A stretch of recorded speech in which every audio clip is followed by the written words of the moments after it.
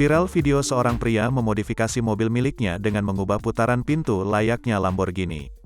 Video itu menjadi viral usai diunggah oleh akun @jakarta.keras di jejaring media sosial Instagram. Video memperlihatkan suasana malam di jalan raya yang cukup ramai. Di seberang pinggir jalan terdapat sebuah mobil terparkir rapi. Tak berapa lama kemudian, mobil hijau tersebut terbuka. Uniknya, pintu tidak terbuka ke samping seperti mobil pada umumnya. Pintu mobil hijau tersebut terbuka ke atas layaknya mobil sport Lamborghini. Lalu seorang pria pun muncul dari dalam samping kemudi mobil.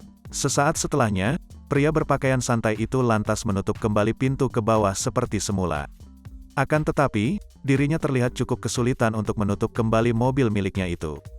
Si pemilik mobil itu pun sampai harus mengamati dan menutup pintu dengan hati-hati, teliti, dan secara pelan-pelan.